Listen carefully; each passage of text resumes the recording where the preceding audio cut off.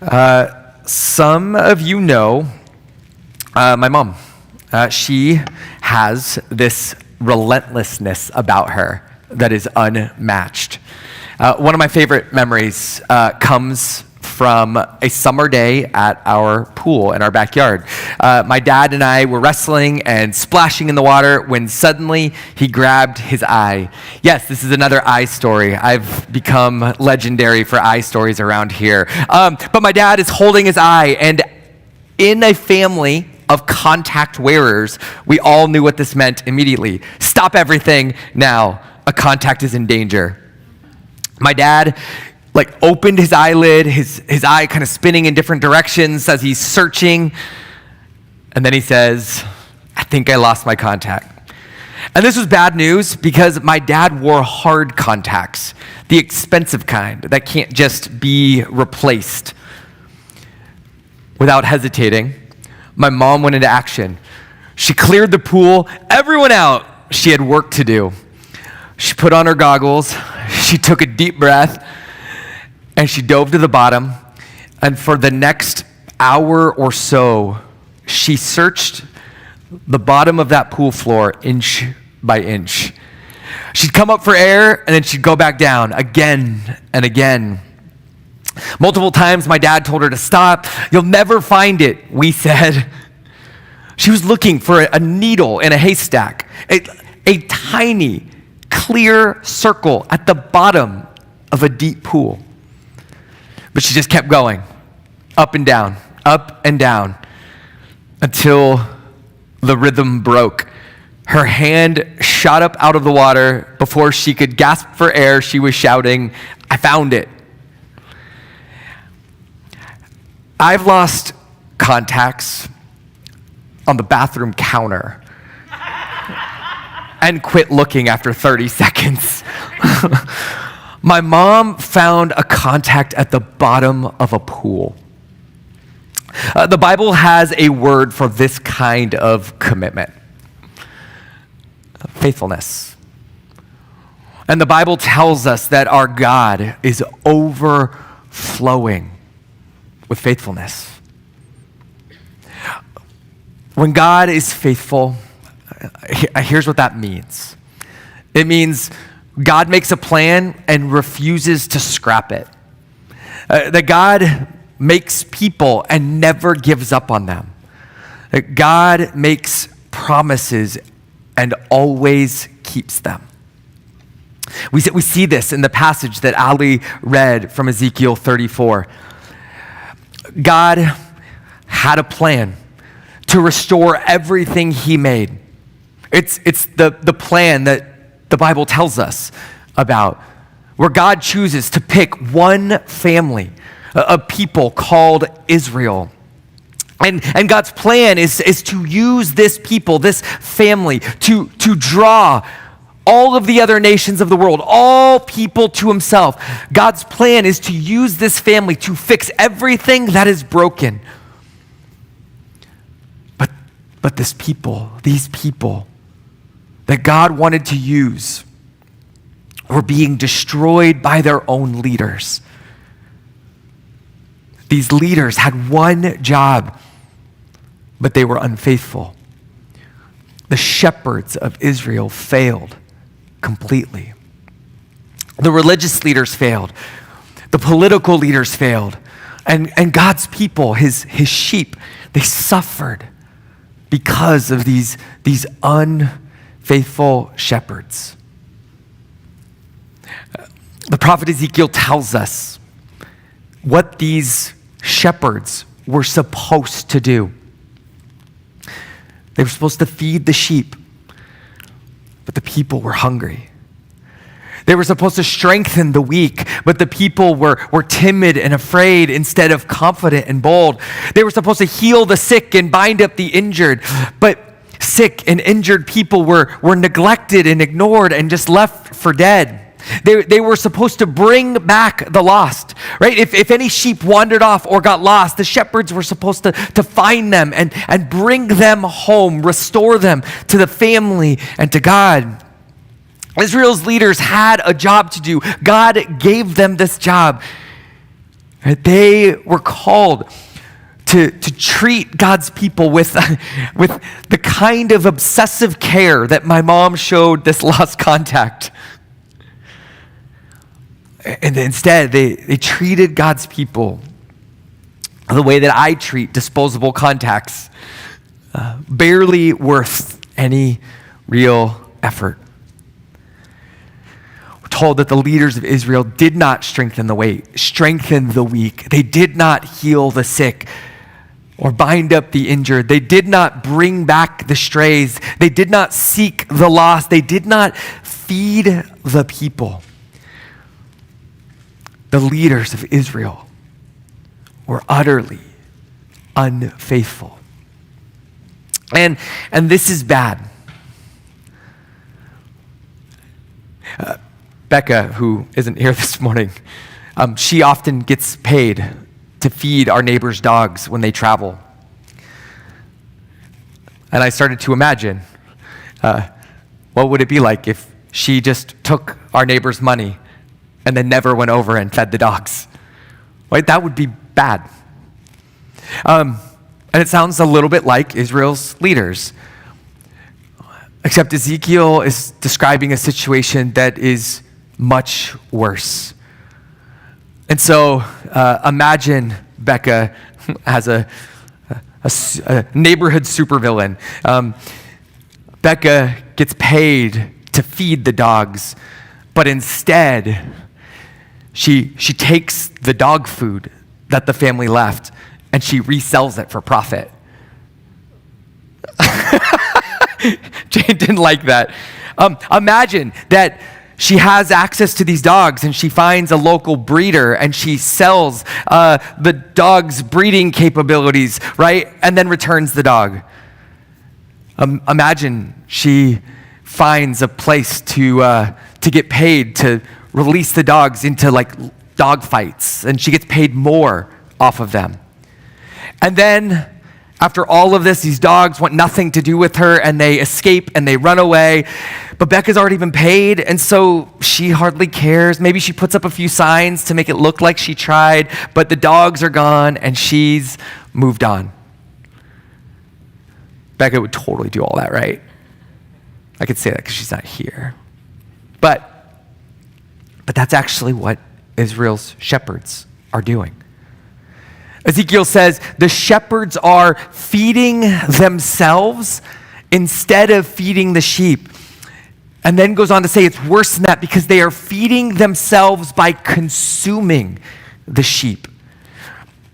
Leaders of Israel have not become cannibals eating the people. They're benefiting from the people while neglecting them. And the imagery is so vivid, right? Because they're described as eating the best part of the animal. They take the animal's wool for themselves. They use the people to serve their own interests. And here's what it looked like in real life. The leaders of Israel were using their own people as slave labor. While people didn't have adequate housing, leaders were forcing them to work to build their palaces bigger. People didn't have enough food because leaders demanded in taxes more and more for themselves, eating while their people provided them their food. People lost their land because leaders stole it and added it to their growing estates. Leaders were forcing young men into military service to attack neighbors and expand the kingdom for their own wealth. And the leaders were introducing false gods and corrupt worship to control and to distract the people.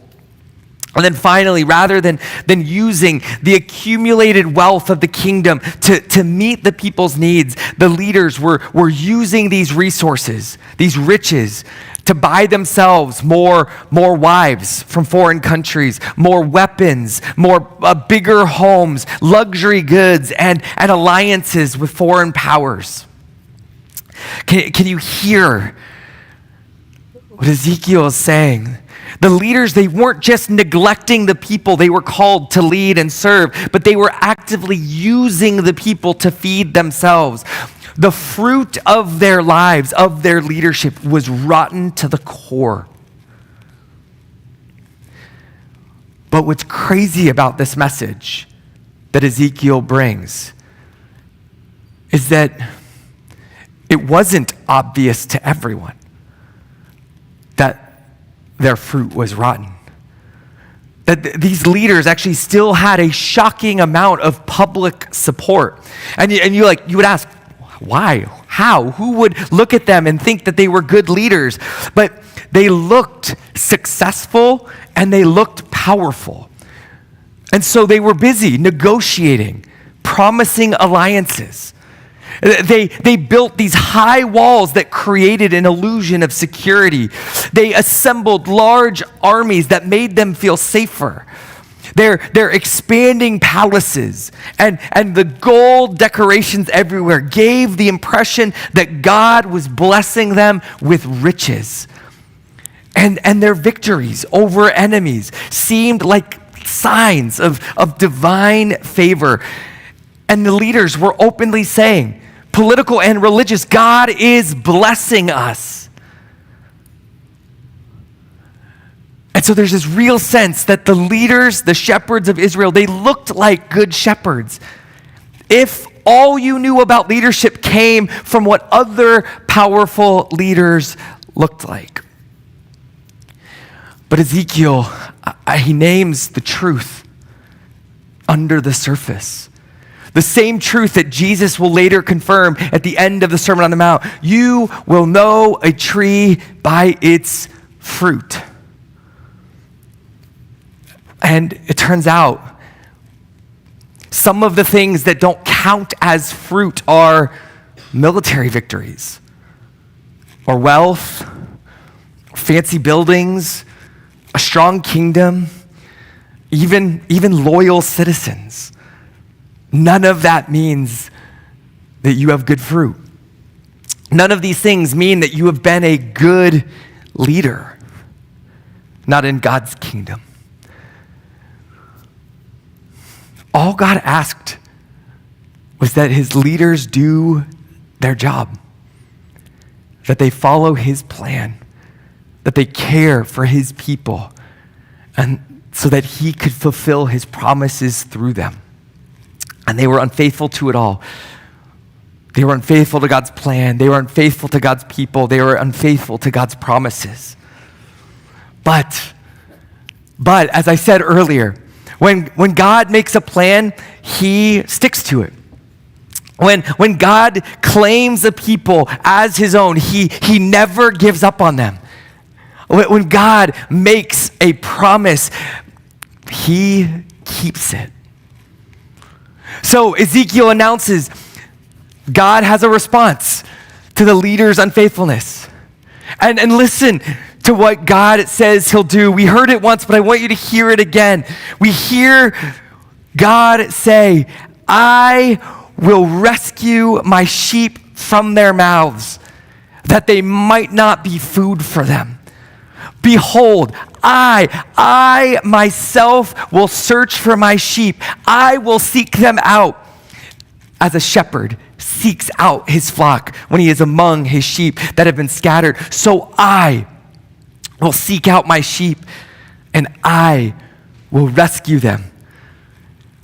And I will bring them out from the peoples and gather them from the countries and will bring them into their own land. And I will feed them. I will feed them with good pasture.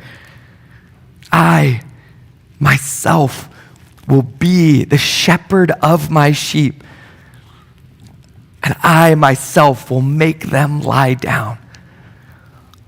I will seek the lost. And I will bring back the strayed. And I will bind up the injured, and I will strengthen the weak. This is what it looks like for God to be faithful. When people fail, God doesn't. When leaders won't do their job, can't do their job, God steps in and does it himself. He follows through with the plan. He cares for his people. He keeps his promises. God is faithful when we are not. And as we enter this season of Advent, God's faithfulness takes center stage. Advent remembers when God came to be our shepherd, when God was faithful to his promise to come and to find us when we were lost, to heal us, to bind us up, to feed us himself. Advent remembers when God came in the form of Jesus to rescue us and claim us as his own. But Advent also remembers that God isn't done fulfilling his promises. Today, right now, we wait for God in Christ to come again. He promised to come again, to destroy death forever, to eliminate sin for good, to once and for all set us free and make all things new. From the very beginning, God has been faithful. So today, we can trust that God will be faithful. Which leaves us with our response. What are we supposed to do in the face of God's incredible faithfulness and the complete unfaithfulness of Israel's shepherds? Well, we respond by remembering and celebrating God's faithfulness. And we value that faithfulness in such a way that maybe, just maybe, God's faithfulness can live in us and become the good fruit of our lives. When we say that faithfulness is one of our church's core values, and we've been saying this for almost 14 years, that faithfulness is one of our church's core values. It is the first of our 4 core values. What we mean is that we want to be faithful. We want to be faithful to God. We want to be faithful to God's plan, to God's people, to God's promises, because he has been so faithful to us.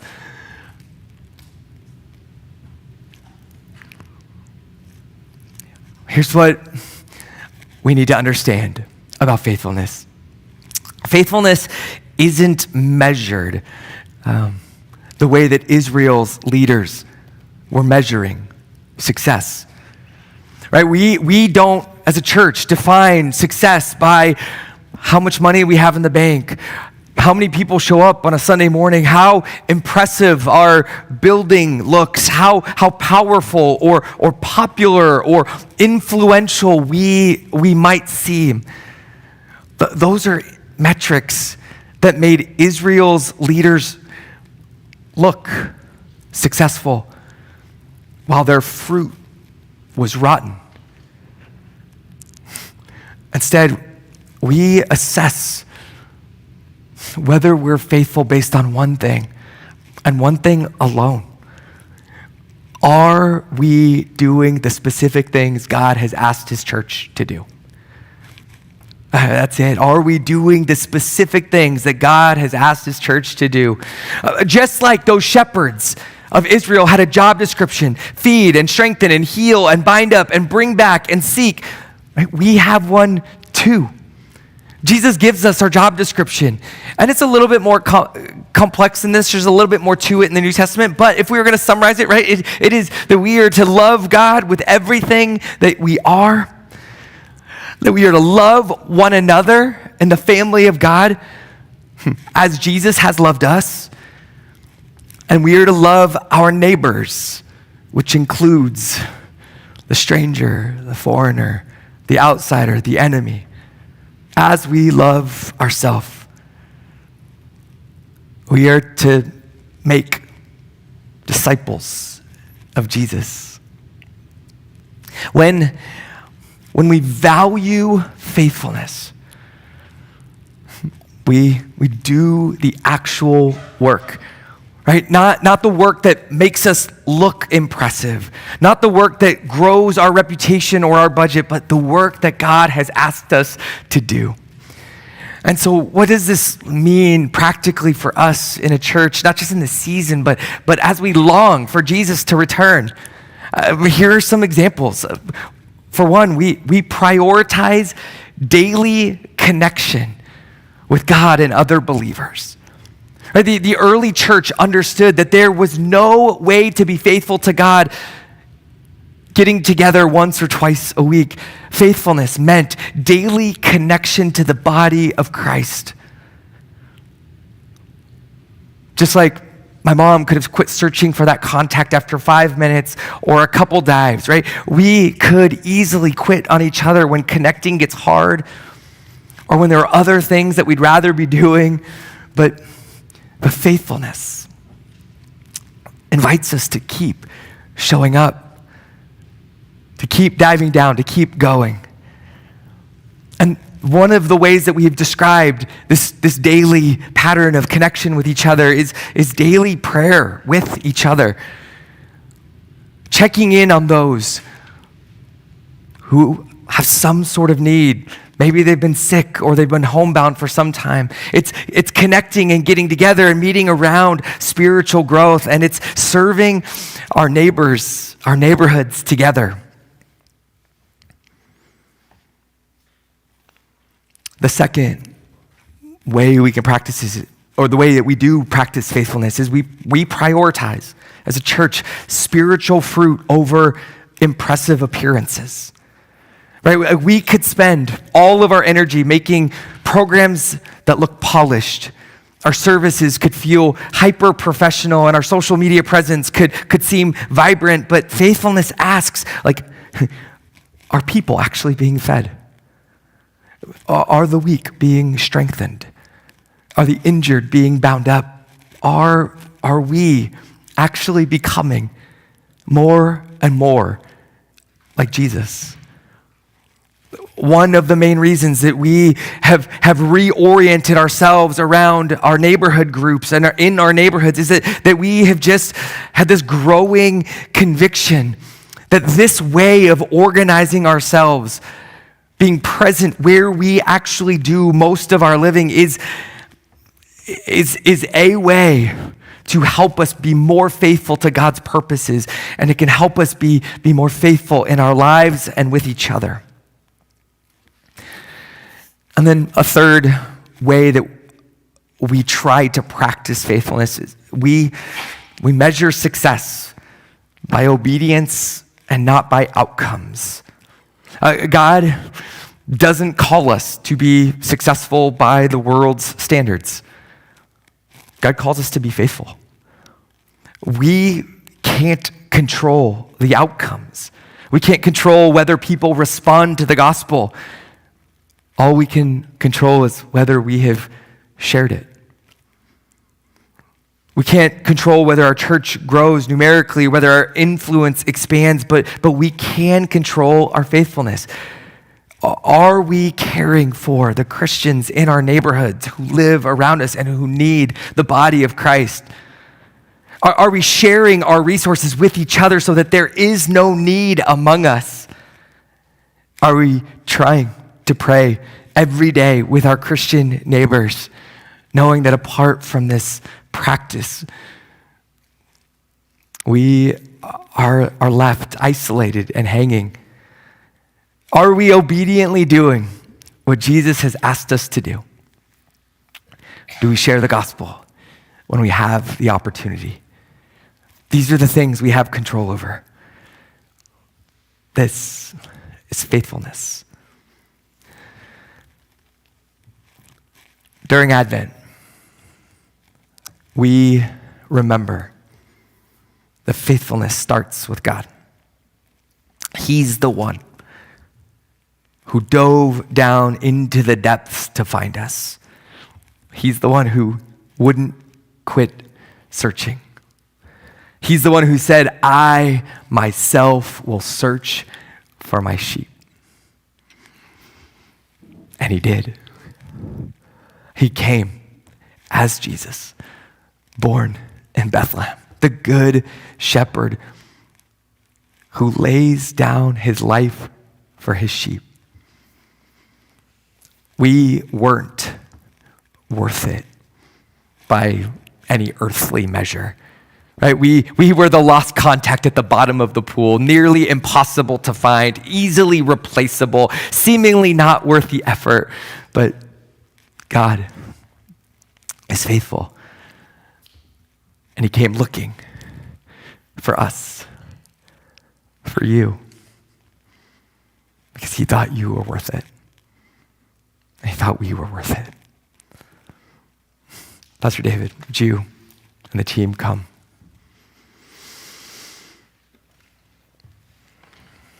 God, thank you that you are faithful even when we are not. Thank you for coming to find us, to rescue us, to claim us as your own.